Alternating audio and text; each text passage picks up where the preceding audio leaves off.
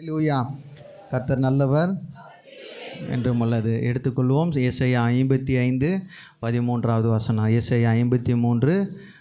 55:13. முட்செடிக்கு பதிலாக தேவதாரு விருட்சம் முளைக்கும், காஞ்சரிக்கு பதிலாக மருது செடி எழும்பும். அது கர்த்தருக்கு கீர்த்தியாகவும் நிர்மூலமாகாத நித்திய அடையாளமாகவும் இருக்கும். எல்லாரும் எடுத்து வாசிப்போம். ஏசாயா 55:13. ஏசாயா 55:13 படிங்க. முட்செடிக்கு பதிலாக தேவதாரு விருட்சம் முளைக்கும், காஞ்சேரிக்கு பதிலாக மிருது செடி எழும்பும். அது கர்த்தருக்கு கீர்த்தியாகவும் நிர்மூலமாகாத நித்திய அடையாளமாகவும் இருக்கும். அல்லேலூயா. முளைக்கிறத பொறுத்து தான் இன்றைக்கி நான் பேச போகிறேன். முட்செடிக்கு பதிலாக தேவதாரு விருட்சம் முளைக்கும், காஞ்சேரிக்கு பதிலாக மிருது செடி முளைக்கும். இந்த ரெண்டு காரியங்களே கர்த்தர் செய்வார். எது? முட்செடிக்கு பதிலாக தேவதாரு, இதெல்லாம் நான் சொல்கிறேன் என்னதுன்னு. ரெண்டாவது என்ன சொல்லியிருக்கு?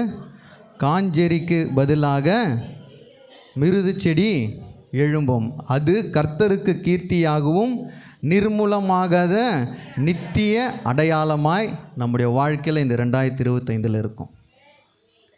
நித்திய என்னன்னு போட்டிருக்கு? நித்திய அடையாளம்.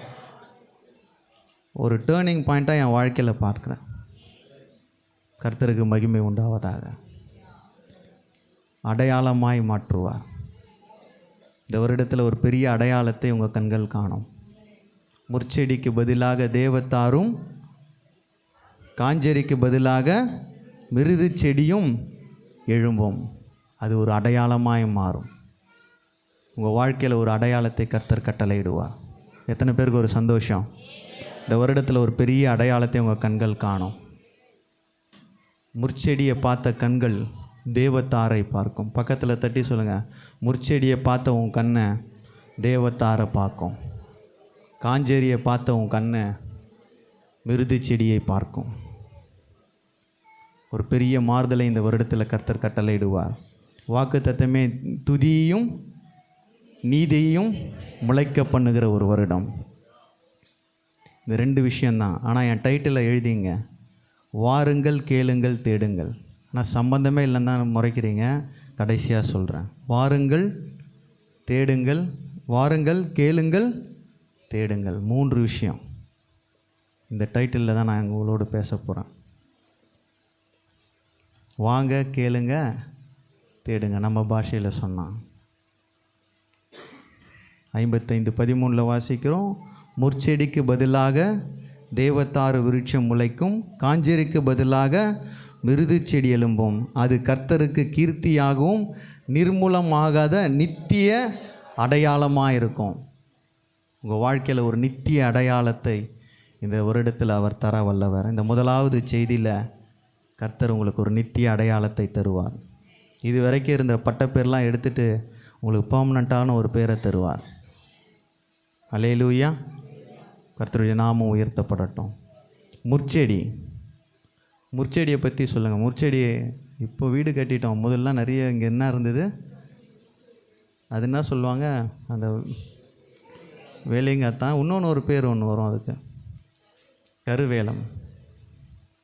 கருவேலம் மரம். ஒரு காலத்தில் அது உண்மையாக பொய்யான்னு தெரில, வெள்ளையர்கள் நம்ம நாட்டை பாழாக்கணும்னு சொல்லிட்டு விதையை தூவிட்டுட்டு போயிட்டாங்க. அது வளர்கிற இடத்துல மற்ற செடி வளராது. ஏன்னா அதோடைய வேர் எல்லா தண்ணியும் எப்படி சொல்லுவாங்க, மொத்தத்தையும் உறிஞ்சிக்கும். மற்ற செடியை எங்கெல்லாம் கருவேலம் செடி, அதான் முள்ளு செடி இருக்குதோ, மற்ற எந்த மரமும் வளர்ந்து நான் பார்த்ததில்லை.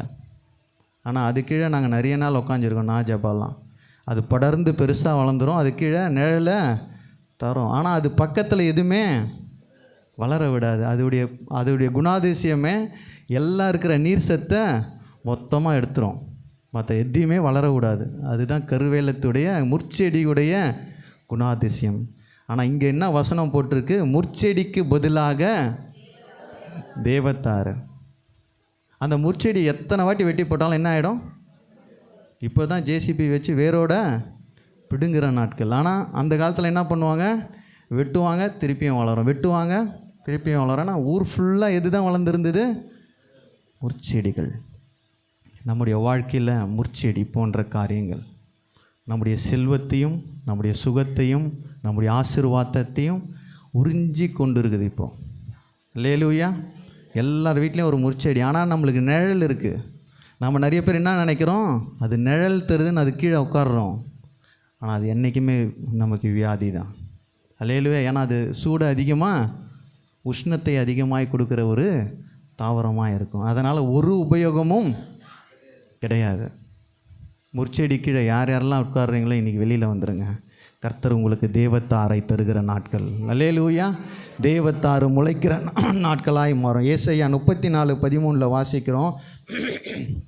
வேதத்தின் ஆதாரத்தோடு தான் நான் உங்ககிட்ட பேசுகிறேன். ஏசாயா 34:13.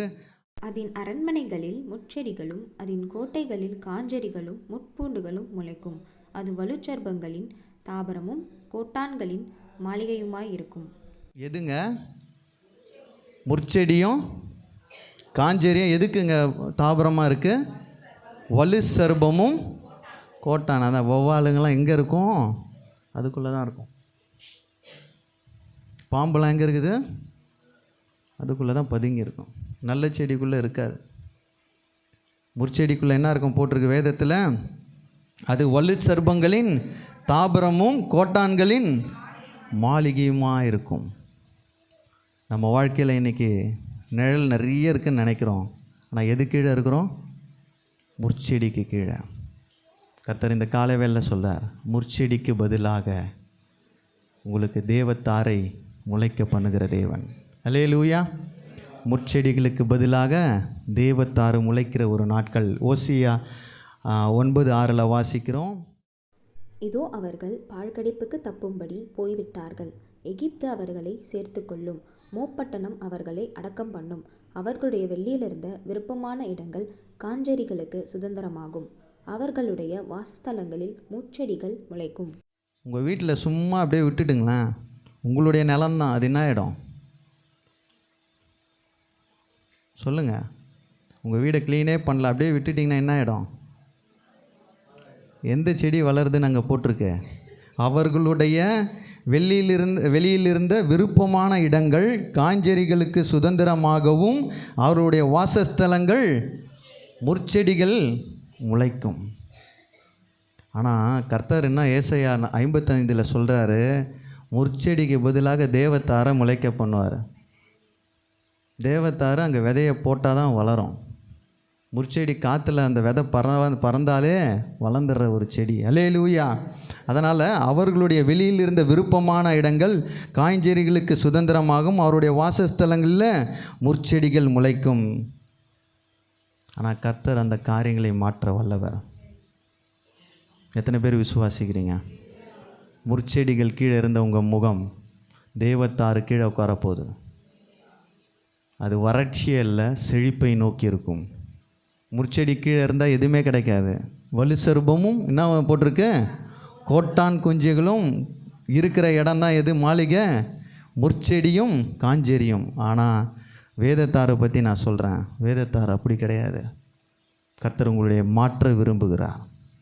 இன்றைக்கி நிறைய இடத்துல நம்மளுக்கு ஷேட் கிடைஞ்சவொடனே போய் உட்காந்துடுறோம். எல்லா செடியும் நிழலை தரும்.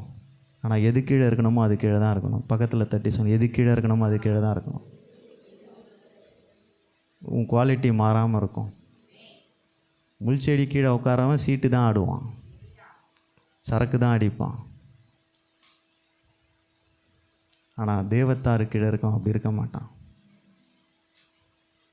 அல்லேலூயா. தேவத்தாறு கீழே இருக்கும் அப்படி இருக்க மாட்டான். லூக்கா 6:44 வாசிக்கிறோம்.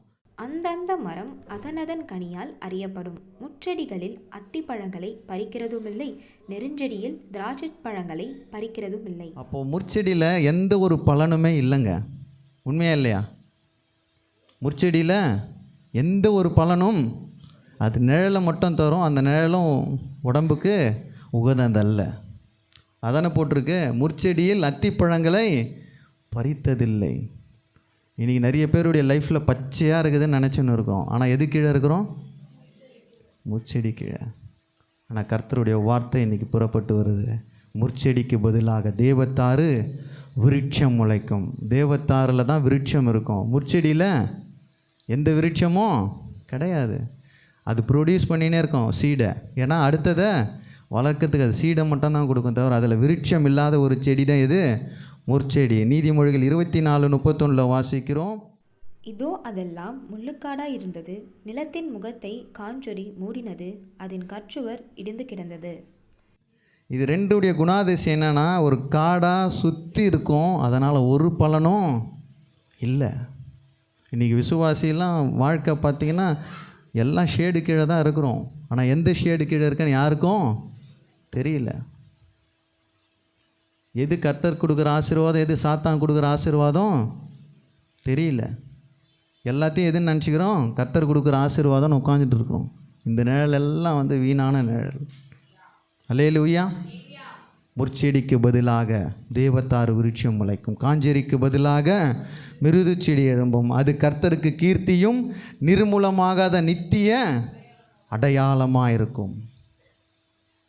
இந்த ஊரில் சொன்னீங்கன்னா எல்லா இடத்துலையும் முற்செடி இருக்கும். தேவதார் யாருக்குன்னு தெரியுமா? கர்த்தர் அடையாளமாய் உண்டு பண்ணுவார். அது எல்லா இடத்துலையும் இருக்காது, எல்லா இடத்துலையும் விளையாது. கர்த்தர் மட்டும்தான் விளைய பண்ணுவார். இப்போ பாதாம் எத்தனை வீட்டில் இருக்கும் பாருங்கள். இந்த ஏரியாவில் கம்மியான வீட்டில் தான் இருக்கும். ஆனால் முற்செடி எல்லா இடத்துலையும் படர்ந்துருக்கும். அதனால் ஒரு உபயோகமும் அதில் விருட்சத்தை பார்க்கவே முடியாது. அதான் லூக்கா 6:44 வாசிக்கிறோம்.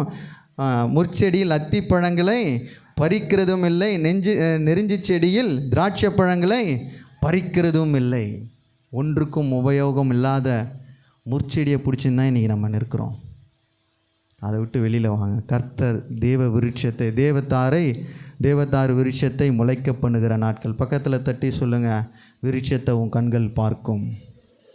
விருட்சத்தை உன் கண்கள் பார்க்கும். நல்லா தட்டி சொல்லுங்கள், விருட்சத்தை உன் கண்கள் பார்க்கும். முளைக்க பண்ணுகிற வருடமாய் மாறும். வாருங்கள், கேளுங்கள், தேடுங்கள். பக்கத்தில் தட்டி சொல்லுங்கள், வாருங்கள், கேளுங்கள், தேடுங்கள். இது மூன்றும் நடக்கணும். வாருங்கள், கேளுங்கள், தேடுங்கள். இப்போ தேவதாரு விருட்சத்தை பற்றி ஒரு 3 வசனத்தை சொல்லி நான் குயிக்காக முடிச்சிருக்கேன். ரொம்ப டைம் ஆகிடுச்சு. 2 சாமுவேல் 6:5 வாசிங்க. தாவீதும் இஸ்ரவேல் சந்ததியார் அனைவரும் தேவதாரு மரத்தால் பண்ணப்பட்ட சகலவித கீத வாக்கியங்களோடும் சுரமண்டலம், தம்புரு, மேளம், வீணை, கைத்தாளம் ஆகிய இவைகளோடும் கர்த்தருக்கு முன்பாக ஆடிப்பாடி கொண்டு போனார்கள். வேலிங்கத்தா முள்ளில் என்னங்க செய்யலாம்? அந்த கட்டையில் எரிக்கலாம். சோறு கூட செய்ய மாட்டாங்க, அதை எரிப்பாங்க. அது வந்து கருப்புக்குன்னு ஒரு நாத்தம் அடிக்கும். ஆனால் இங்கே என்ன போட்டிருக்கு? வேதத்தாரு மரத்தில் என்ன பண்ணியிருக்காங்க? தாவீது இஸ்ரவேல் சந்ததியார் அனைவரும் மியூசிக்கை எதில் செய்ய முடியும்? சகல கீத வாக்கியத்தையும் சுரமண்டலம், தம்புரு, மேளம், வீணை, கைத்தாளம் ஆகிய இவைகளோடு கர்த்தருக்கு முன்பாக ஆடி பாடி கொண்டாட போனார்கள். அப்போ வேதத்தார் உங்கள் வாழ்க்கையில் வந்துச்சுன்னா நீங்கள் என்ன பண்ணுவீங்க? ஆடி பாடி மகிழ்கிற நாட்கள். அல்லேலூயா. ஆடி பாடுகிற மகிழ்கிற நாட்கள் வேதத்தார் வந்த பிறகு தான் வரும். வெளிங்காத்தா முள்ளு கீழே இருந்தீங்கன்னா மூஞ்சி மட்டும்தான் கருப்பாகும், காற்று கூட சரியாக வராது. தேவதாரை விருட்சத்தை முளைக்க பண்ணுகிற நாட்கள். 2வது வசனம் 2 நாளாகமம் 3:5. ஆலயத்தின் பெரிய மாளிகையை தேவதாரு பலகைகளினால் செய்து பசும்பொன்னினால் இழைத்து அதன் மேல் பெருச்சு வேலையையும் சங்கிலி வேலையையும் சித்தரித்து. ஆலயத்தின் பெரிய மாளிகையில் என்ன போட்டிருக்கு? தேவதாரு பலகையினால் செய்து. அப்போ அந்த மரம் எங்கெங்கே இம்பார்ட்டண்ட்டாக இருக்குது? பலிபீடத்துக்கு எந்த பலகையில் செய்கிறாங்க? தேவதாரு மரத்தில் தான் செய்கிறாங்க. வேலிங்கத்தம் மரத்துலேயோ கருவேல மரத்துலேயோ எதை செய்யலை? பலிபீடத்தை செய்யலை. அங்கே அதனை போட்டிருக்கு, அந்த பலகையினால் இழைத்து அது எல்லாத்தையும் செய்கிறாங்க. நம்முடைய வாழ்க்கையில் இதை தள்ளிட்டு அதை எடுத்துகிட்டு வராருன்னா உங்களை கர்த்தர் உயர்த்துவார். அல்லேலூயா. உயர்த்துகிற நாட்கள், பலிபீடத்துக்கு நேராக உங்களை உயர்த்துகிற நாட்கள். சில மரங்களை கர்த்தர் வெட்டுறாருன்னா விட்டுருங்க. ஏன்னா இன்னொரு மரத்தை அவர் வளர்ப்பார். உங்கள் வாழ்க்கையில் உங்கள் நண்பர்களாக இருக்கட்டும், உங்கள் உறவினர்களாக இருக்கட்டும். நான் தான் தைரியமாக எங்கள் உறவினர்கள்ட்டெலாம் பேசினேன். எனக்கு பிரச்சனையே இல்லை. எனக்கு எது முக்கியம்? ஆண்டவருடைய பிள்ளைகள் முக்கியம். ஆண்டவர் தான் எனக்கு முக்கியம்.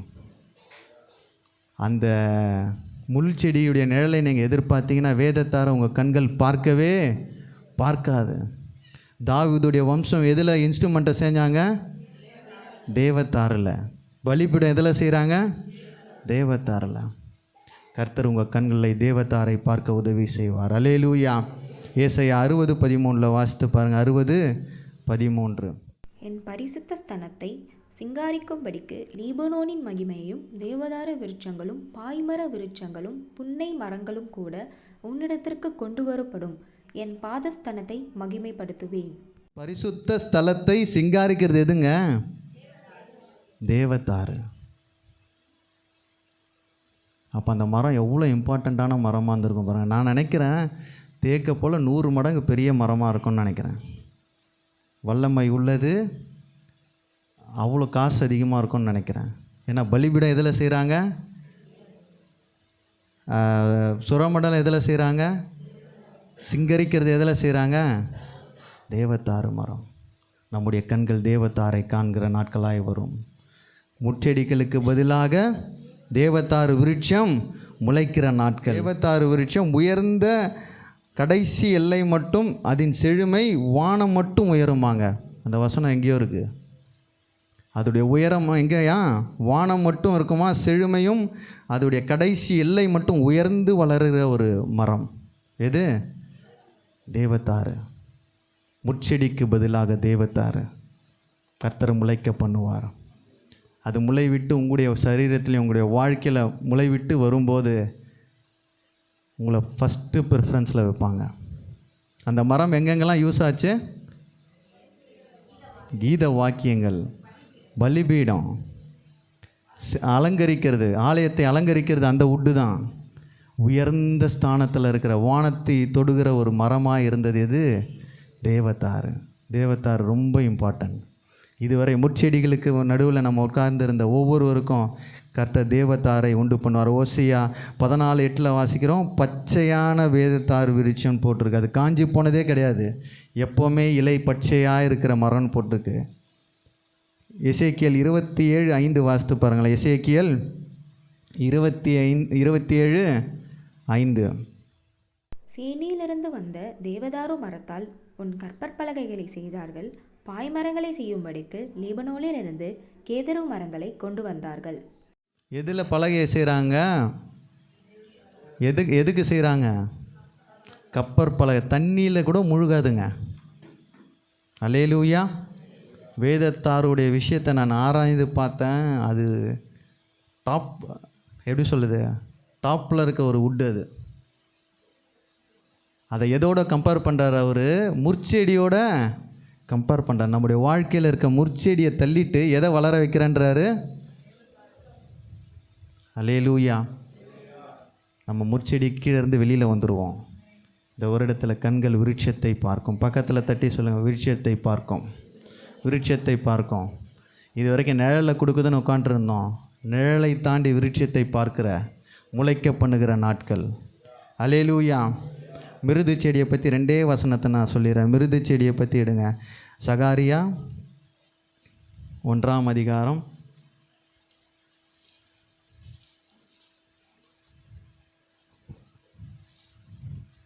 8 வாசிங்க. ஒரே நிமிஷம். அங்கே காஞ்சேரிக்கு என்ன சொல்லியிருந்தாங்க? அங்கே என்ன இருக்கும்? காஞ்சேரியில் எப்போவுமே வலு சர்பமும் கோட்டான் குஞ்சுகளும் இருக்கிற இடம் தான் காஞ்சேரி. அதுக்கு பதிலாக தான் என்ன சொல்லியிருக்காரு? மிருது செடியை எழும்பும் சொல்லியிருக்காரு. இப்போ வாசிங்க. இதோ இன்று ராத்திரி சிவப்பு குதிரையின் மேல் ஏறியிருந்த ஒரு புருஷனை கண்டேன். அவர் பள்ளத்தாக்கில் இருக்கிற மிருது செடிகளுக்குள்ளே நின்றார். அவருக்கு பின்னாலே சிவப்பும் மங்கின நிறமும் வெண்மையுமான குதிரைகள் இருந்தன. அப்பொழுது நான், என் ஆண்டவரே, இவர்கள் யாரென்று கேட்டேன். என்னுடன் பேசுகிற தூதனானவர், இவர்கள் யாரென்று நான் உனக்கு காண்பிப்பேன் என்று சொன்னார். அப்பொழுது மிருது செடிகளுக்குள்ளே நின்ற அந்த புருஷன் பிரதியுத்தரமாக, இவர்கள் பூமியெங்கும் சுற்றி பார்க்க கர்த்தர் அனுப்பினவர்கள் என்றார். பின்பு அவர்கள் மிருதுச் செடிகளுக்குள்ளே நின்ற கர்த்தருடைய தூதனை நோக்கி, நாங்கள் பூமி எங்கும் சுற்றி பார்த்தோம், இதோ பூமி முழுவதும் அமைதலும் அமெரிக்கையுமாய் இருக்கிறது என்றார்கள். மிருது செடிகளுக்கு நடுவில் இருக்கிறவங்க யாருன்னா தூதர்கள் மட்டும்தான். அல்லேலூயா. மிருது செடிகள் நடுவில் நிற்கிறவங்க யார்? தூதர்கள் மட்டும்தான். ஆனால் அங்கே காஞ்சேரிக்கு நடுவில் இருக்கிறது யார்? வலு சர்பமும் கோட்டான் குஞ்சுகளும் தங்கியிருக்கிற இடம். எப்படி அவர் இன்டர்லிங்க் பண்ணுறாருங்க? காஞ்சேரிகளுக்கு பதிலாக மிருது செடியை எழுப்புவேன். அப்போது கர்த்தர் உங்கள் குடும்பத்தின் மத்தியில், உங்கள் மத்தியில் தூதர்களை உலாவ செய்கிறவர். இதுவரையும் சத்துரு போராட்டத்தோடு வந்திருக்கும். நிறைய பேர் சொன்னாங்க, தூங்கும் போதெல்லாம் சர்பத்தை பார்க்குறேன்னு. கர்த்தர் இனிமேல் தூதரை பார்க்க செய்வார். சிவப்பும் என்ன கலர் போட்டிருக்கு, 2 பேர் வந்து நிற்கிற குதிரை மேல் ஏறி வந்து நிற்கிற ஒரு புருஷனை கண்டு. அங்கே படிக்கும்போது அந்த வசனம்லாம் படிக்கும், சூப்பராக இருக்கும். அதில் சொல்லுவாங்க, அவங்க 2 பேர் எதுக்குள்ளே நிற்கிறாங்க? மிருது செடிக்குள்ளே. கர்த்தர் மிருது செடிகளை உருவாக்குவார்.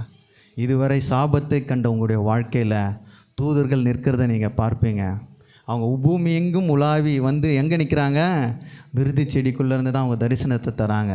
கர்த்தர் இந்த காலவேளை சொல்லார், இதுவரை சாத்தானுடைய போராட்டத்திலேருந்து பிடியிலேருந்து கர்த்தர் உன்னை விடுவித்து தூதர்கள் கையில் ஒப்படைப்பார். அல்லேலூயா. தூதர்கள் உங்களை நடத்துவார்கள். தூதர்கள் உங்களை வழி நடத்துவார்கள். 3 நட்சத்திரத்தை பார்த்து வந்தவங்க அதே மாதிரி உங்களை பார்த்து வருகிற காலங்கள் வரும். உங்களுடைய வீட்டை நோக்கி வருகிற காலங்கள் வரும். சர்பமும் கோட்டான் குஞ்சுகளும் தங்கியிருந்த உங்கள் வீட்டிலேருந்து தூக்கி போட்டு தூதர்களை உள்ளே எடுத்துகிட்டு வருகிற நாட்கள் முளைக்கும். அல்லேலூயா. அதுதான் அந்த வசனம் சொல்லுது. முற்செடிக்கு பதிலாக தேவதாரு விருட்சம் முளைக்கும், காஞ்சேரிக்கு பதிலாக மிருது செடி எழும்பும். அது 2 நடந்ததுன்னா அது ஒரு அடையாளமாய் மாறும். உங்கள் வீடு ஒரு அடையாளமாய் மாறும். நான் விசுவாசிக்கிறேன், ஒரு இந்து ஃபேமிலி இல்லைனா ஒரு முஸ்லீம் ஃபேமிலி இல்லைனா ஒரு நார்த் ஈஸ்ட்டு சொல்லணும், இவங்க வீட்டுக்குள்ளே போயிட்டு வந்தால் எனக்கு சுகம் கிடைக்குதுன்னு, சமாதானம் கிடைக்குதுன்னு சொல்லணும். அல்லேலூயா. அந்த நாட்கள் வரணும். முற்செடிகள் நம்முடைய வாழ்க்கையிலேருந்து எரிக்கப்படுகிற நாட்கள். முற்செடி எப்போவுமே எரிக்கப்படும். வேதத்தாறு முதன்மையான இடத்துல எடுத்துன்னு போய் வைக்கப்படும். அது என்றைக்குமே பச்சையாக இருக்கிற மரம் நான் வாசித்து இருக்கேன். அதை பற்றி நிறைய கூகுள் பண்ணி பார்த்தேன். நிறைய விஷயங்களை கர்த்தர் வெளிப்பாடு கொடுத்தார். அது மெயினான எல்லா இடத்துலையும் உபயோகப்படுகிற ஒரே உடையது. கப்பல் எதில் கட்டுறாங்க? அது முழுகாது. அது எல்லா சீதோஷண நிலையும் பாதுகாக்கும். எவ்வளோ லோடு கொடுத்தாலும் டெம்பரேச்சரை எடுக்கும். எவ்வளோத்தையும் தாங்குகிற ஒரு மரம். ஆனால் முற்செடிகள் மத்தியில் வாழ்ந்து கொண்டு இருக்கிற உங்களுக்கு வேதத்தாரை கர்த்தர் முளைக்க பண்ணுவார். விருட்சத்தை காண்கிற நாட்கள் வரும். அல்லேலூயா. பதிலாக மிருது செடி எழும்பும். மிருது செடியை பார்த்தீங்கன்னா, மிருது செடியை பற்றி நிறைய எடுத்திருக்கேன். எனக்கு டைம் இல்லை. தூதர்கள் உறவாடுகிற ஒரு இடமாய், உலாவுகிற ஒரு இடமாய் இருக்கும். காஞ்சேரிக்கு நடுவில் பாம்பும் தேலும் தான் இருக்கும். உங்களுடைய வாழ்க்கையில் கர்த்தர் ஒரு பெரிய மாறுதலை உண்டு பண்ணுவார். அல்லேலூயா. மத்தேயு 13:24-30 ஒரு ஓமையை கர்த்தர் சொல்கிறாரு. இன்றைக்கி போயிட்டு முற்செடியை வெட்டணும்னு நினைக்காதீங்க. கர்த்தர் பிடுங்கி போடுகிற நாட்கள் வரும். கர்த்தர் பிடுங்கி போடுகிற நாட்கள் வரும். சிலர் உங்களை விட்டு தூரமாக்குறாருன்னா சந்தோஷமாக இருங்க. பக்கத்தில் தட்டி சொல்லுங்கள், சந்தோஷமாக இரு. உன்னை விட்டு தூரமாக்குறாருன்னா விஷயத்தோடு தான் இருக்கும். உனக்கு அது நிழல் தருதுன்னு நீ நினைக்கிற, ஆனால் அது முற்செடி. பக்கத்தில் தட்டி சொல்லுங்கள், அது முற்செடி. அது என்றைக்கு இருந்தாலும் உன்னை குத்தும். பக்கத்தில் தட்டி சொல்லுங்கள், என்றைக்கு இருந்தாலும் அது குத்தும். இன்றைக்கி வெளியில் பார்த்துட்டு ஜாலியாக நம்ம பழகிறோம். இல்லை, அது முற்செடி. நிழல் தருவது எல்லாமே வேதத்தாராய் மாறாது. தேவத்தாறு, மிருது செடி ரெண்டும் நம்முடைய வாழ்க்கையில் கலந்து நம்மை உயர்த்தும். 13:24 வாசிங்க. வேறொரு உவமையை அவர்களுக்கு சொன்னார். பரலோக ராஜ்யம் தன் நிலத்தில் நல்ல விதையை விதைத்த மனுஷனுக்கு ஒப்பாயிருக்கிறது. மனுஷர் நித்திரை பண்ணுகையில் அவனுடைய சத்துரு வந்து கோதுமைக்குள் களைகளை விதைத்துவிட்டு போனான். பயிரானது வளர்ந்து கதிர்விட்ட போது களைகளும் காணப்பட்டது. வீட்டெஜமானுடைய வேலைக்காரர் அவனிடத்தில் வந்து, ஆண்டவனே, நீர் உமது நிலத்தில் நல்ல விதையை விதைத்தீர் அல்லவா? பின்னை அதன் களைகள் எப்படி உண்டானது என்றார்கள். அதற்கு அவன், சத்ரு அதை செய்தான் என்றான். அப்பொழுது வேலைக்காரர், நாங்கள் போய் அவைகளை பிடுங்கி போட உமக்கு சித்தமா என்று கேட்டார்கள். அதற்கு அவன், வேண்டாம், களைகளை பிடுங்கும்போது நீங்கள் கோதுமையும் கூட வேரோடு பிடுங்காதபடிக்கு இரண்டையும் அறுப்பு மட்டும் வளர விடுங்கள். அறுப்பு காலத்தில் நான் அறுக்கிறவர்களை நோக்கி, முதலாவது களைகளை பிடுங்கி அவைகளை சுட்டெரிக்கிறதற்கு கட்டுகளாக கட்டுங்கள், கோதுமையோ என் களஞ்சத்தில் சேர்த்து வையுங்கள் என்பேன் என்று சொன்னான் என்றார். அங்கே ஒரு ஓமை கேட்குறாங்க. அப்பா, கோதுமையை தானே விளைச்சோம், நடுவில் எப்படி களை வளர்ந்தது? இன்றைக்கி நம்முடைய வாழ்க்கையில் கேட்போம், பரிசுத்தமாகி ஞானஸ்தானாகி உன் கூடவே தான் இருக்கிறேன், எப்படி முற்செடி என் வாழ்க்கையில் சாத்தான் விளைவிக்கிறான். ஆனால் கர்த்தர் ஒரு நாள் அதை எரிச்சு போடுகிற நாட்கள், பிடுங்கி போடுகிற நாட்கள். நீங்கள் அதை டச்சே பண்ண தேவையில்ல. முற்செடிக்கு பதிலாக வேதத்தாருன்னு வாசிக்கும் போது முற்செடி வளர்ந்தால் அந்த இடத்துல எதுவுமே வளராது. ஆனால் கர்த்தர் என்ன சொல்கிறார்? நான் வளர பண்ணுவேன், நான் நீர் பாய்ச்சுவேன். அது நீர் பாய்ச்சனால தோட்டத்தை போலவும் வற்றாத நீரூற்றை போலவும் அந்த மரத்தை நான் வளர்த்து காட்டுவேன். அந்த ஓமையில் தான் சொல்கிறாரு, கோதுமையை தானே போட்டோம், எப்படி அங்கே களை வரும்? களையை விதைப்பான், முற்செடிகள் வளரும். ஆனால் அதை தாண்டிலும் ஓங்கி படுறது எதுவாக இருக்கும்? விருட்சம் வளரும். கர்த்தர் உங்கள் கண்களை காண செய்வார். மிருது செடிகளை கண்கள் காண செய்வார். காஞ்செறிகளை கரித்து போடுகிற நாட்கள் வருகும். அந்த நாட்களில் கர்த்தர் உங்களை உயர்த்துகிற நாட்கள். அல்லேலூயா. 3 விஷயம் சொன்னேன். வாருங்கள், கேளுங்கள், தேடுங்கள். 55 1வது வசனம் வாசிங்க. ஓ தாகமாக இருக்கிறவர்களே, நீங்கள் எல்லோரும் தண்ணீர்கள் அண்டைக்கு வாருங்கள். பணமில்லாதவர்களே, நீங்கள் வந்து வாங்கி சாப்பிடுங்கள். நீங்கள் வந்து பணமுமின்றி விலையுமின்றி திராட்சரசமும் பாலும் கொள்ளுங்கள். தாகம் உள்ளவங்களாம் யாரை கூப்பிட்றாரு? வாருங்கள். காசே இல்லை. ரட்சிப்பு என்னதுங்க? இலவசம். அபிஷேகம் இலவசம். வாருங்கள், நான் உனக்கு தாகத்தை தீர்க்கிறேன். அல்லேலூயா. தாகத்தை தீர்க்கிற ஒரு நாட்கள். ஓ தாகமாக இருக்கிறவர்களே, நீங்கள் எல்லாரும் தண்ணீர் அண்டைக்கு வாருங்கள். பணம் இல்லாதவர்களே, நீங்கள் எல்லோரும் வாங்கி சாப்பிடுங்கள். நீங்கள் வந்து பணமின்றி விலையுமின்றி திராட்சை ரசமும் பாலும். அவரை நாடி தேடி வரணும். பக்கத்தில் தட்டி சொல்லுங்கள், சபையை நாடி தேடி வா. சபையில் காசு கேட்க மாட்டாங்க, தைரியமாக வா. தட்டி சொல்லுங்கள். என்னடா காணிக்க கவரையும் வச்சுட்டான், இதையும் சொல்கிறான்னு நினைக்காதீங்க. கர்த்தர் சொன்னால் கொடுங்க, இல்லைனா கொடுக்கவே கொடுக்காதீங்க. அல்லேலூயா. கர்த்தர் பேசினா மட்டும் தாங்க, இல்லைன்னா தரவே தராதிங்க. ஆனால் வாங்க. பக்கத்தில் தட்டி சொல்லுங்க, வா. வெள்ளிக்கிழமை வா. பக்கத்தில் தட்டி சொல்லுங்க, வெள்ளிக்கிழமை வா, சனிக்கிழமை வா, ஞாயிற்றுக்கிழமை வா, எல்லா உபவாச நாள்லையும் வா. வந்தினா மட்டும்தான் முற்செடி மாறும். முற்செடி மாறணுன்னா என்ன ஆகணும்? வரணும். வீட்டில் இருந்து இல்லைன்னா ஊரில் இருந்து எங்கே இருந்து தசம்பாகம் அனுப்புறதுனால முற்செடி மாறாது. நீ வந்தால் மட்டும்தான். நீங்கள் பக்கத்தில் தட்டி வந்தால் மட்டும் போதும், முற்செடி மாறும், தேவத்தாறு வளரும். அல்லேலூயா. ஃபஸ்ட்டு வரணும். வாஞ்சியாக இன்னையிலேருந்து கேட்க போகிறீங்க, யார் எனக்கு தாங்கப்பா? ஆவியானவரே, தாகமாக இருக்கிறேன், உம்முடைய ஆவியை மேலே ஊற்றுங்க. கடைசி நாளில் நான் இருக்கிறேன்ப்பா, தாகமாக இருக்கிறேன், என் மேலே என்ன ஊற்றப்படணும்? உம்முடைய ஆவி எண்ணில் ஊற்றப்படணும். அதான் போட்டிருக்கு, இலவசமாய் நான் தரேன், திராட்சை ரசமும் பாலும் கொள்ளுங்கள். இன்றைக்கு அவர் ரெடியாக இருக்கிறார். யார்? ஆவியானவர் ரெடியாக இருக்கிறார். வாருமையா போதகரேன்னு சூப்பராக கரெக்டான டெம்போவில் பாடுறோம். ஆனால் அவர் நமக்குள்ளே இல்லை. இன்றைக்கி யார் வரணுங்க? ஆவியானவர் நமக்குள்ளே. பக்கத்தில் தட்டி சொல்லுங்கள், ஆவியானவர் நமக்குள்ளே வரணும். ஆவியானவர் நமக்குள்ளே வரணும். முற்செடியும் காஞ்செடியும் வெளியில் போனோன்னா யார் உள்ளே இருக்கணும்?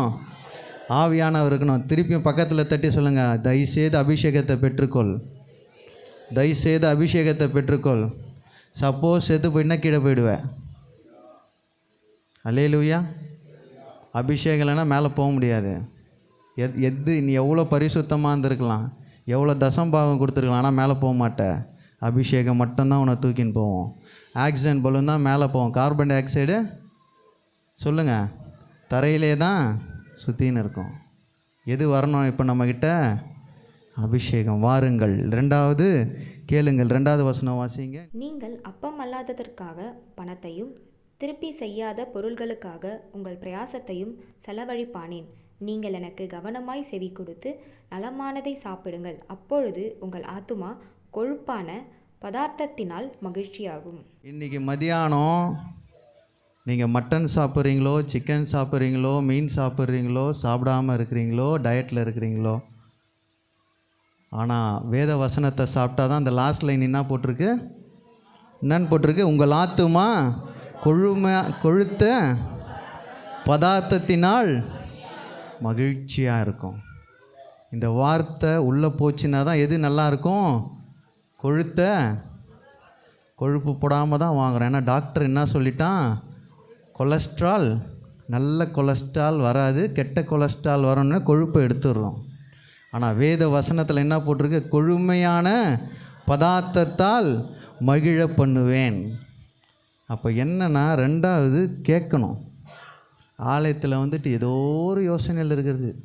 அவன் எதனா சொல்லி 10:30 முடிக்கிறோம், இன்றைக்கி 10:45 தான் முடிக்கிறான் அப்படின்னு இருக்கிறது. முற்செடி கீழே தான் இருப்ப. அல்லேலூயா. முற்செடி மாறி விருட்சத்தை பார்க்கணுன்னா கேட்கணும். நிறைய விஷயங்களை கேட்கணும். பக்கத்தில் தட்டி சொல்ல, நிறைய பேசாதன்னு சொல்லுங்கள். இன்றைக்கி நம்மளுக்கு பிரச்சனை என்ன தெரியுமா? பேசிக்கினே இருக்கிறோம், லொடலொடலொடலொடலொடலொடன்னு. நிறைய கேட்கணும். பேசுகிறத கம்மி பண்ணிவிடுங்க. இந்த வருஷத்தில் பேசுகிறத ரொம்ப கம்மி பண்ணுங்க. நிறைய கேளுங்க. எவ்வளோக்கு எவ்வளோ கேட்குறீங்களோ உங்களுடைய ஞானம் வளரும். எவ்வளோக்கு எவ்வளோ படிக்கிறீங்களோ உங்களுடைய ஞானம் வளரும். வேதத்தை ஆராய்ந்து படிக்க, கேட்க கேட்க கேட்க கேட்க அந்த வார்த்தை உங்களில் கிரியை செய்யும். அந்த வார்த்தை தான் கொழுமையான பதார்த்தமாக இருக்கும். நம்ம சாப்பிட்ற சாப்பிடல இருக்கிற பதார்த்தத்தை விட அவருடைய வேத வசனம் கால்களுக்கு தீபமும் பாதைக்கு வெளிச்சமாக இருக்கும். 2வது கேளுங்க. 3வது தேடுங்கள். 55:6 வாசித்து நான் முடிச்சிடறேன். 55:6 கர்த்தரை கண்டடைய சமயத்தில் அவரை தேடுங்கள், அவர் சமீபமாய் இருக்கையில் அவரை நோக்கி. கர்த்தர் உங்கள் குடும்பத்தை உருப்படணும், நீங்கள் உருப்படணும், நீங்கள் வளரணும், உங்கள் குழந்தைகள் வளரணும், உங்கள் குடும்பம் மேலே போகணுன்னா முற்செடி போனால் தான் எது வளரும்? தேவதாரு வளரும், மிருதி செடி வளரும். இல்லாட்டினா எதுவுமே வளராது. அதே நிழலில் எங்கள் குடும்பத்தில் ஒரு விருத்தியும் இல்லைன்னா நீ என்ன பண்ண? இது வரைக்கும் ஆண்டவருக்காக என்ன பண்ண? ஒன்றுமே இல்லை. அல்லேலூயா. 3வது தேடுங்கள். கர்த்தரை கண்டடையத்தக்க சமயத்தில் அவரை தேடுங்கள். கர்த்தரை எப்போ கண்டடைய முடியும்னா அதிகாலையில் தான். எப்போ? அதிகாலையில் 5 மணிக்கு வச்சா கூட பரவாயில்ல. ஒரு 40 பேர் கண்டினியூஸாக வந்தீங்க. கர்த்தர் உங்களை ஆசீர்வதிப்பார். கண்டடையத்தக்க சமயத்தில். சாத்தான் எப்போ விதைப்பானா? அதிகாலையில் தான் விதைப்பான். அந்த நேரத்திலே அவனை பிடிங்கிட்டோன்னு வச்சிங்களேன், அன்றைக்கி ஃபுல்லாகவே சூப்பராக இருக்கும் நாள். அல்லேலூயா. காலையில் அவனை அடிச்சிட்டோன்னு வச்சிங்களேன், அந்த டே ஃபுல்லாக நம்மளுக்கு சந்தோஷமாக மாறும். நீங்கள் தூங்கி எழுக்கிறதுக்கு முன்னாடி அவன் விதைச்சிட்டு போயிடுவான். அதுக்கப்புறமா ப்ராப்ளமாக தான் இருக்கும். 3 விஷயங்களை சொன்னேன். வாருங்கள், கேளுங்கள், தேடுங்கள். உங்களுடைய காரியங்களை மாற்றுவார். முற்செடி மாறும், காய்ஞ்செடி மாறும். கர்த்தர் முளைக்க பண்ணுகிற ஒரு வருடமாய், அடையாளத்தை காட்டுகிற ஒரு வருடமாய், அடையாளத்தை பார்க்கிற ஒரு வருடமாய், கோட்டான் குஞ்சுகளும் வலு செருபங்களும் நிலைத்திருந்த இடத்துல யார் உலாவுவா? தூதர்கள் உலாவுகிற ஒரு வீடாய், தூதர்கள் உலாவிடுகிற ஒரு சரீரமாய் கர்த்தர் மாற்ற உங்களையும் என்னையும் தெரிந்து கொண்டிருக்கிறார்.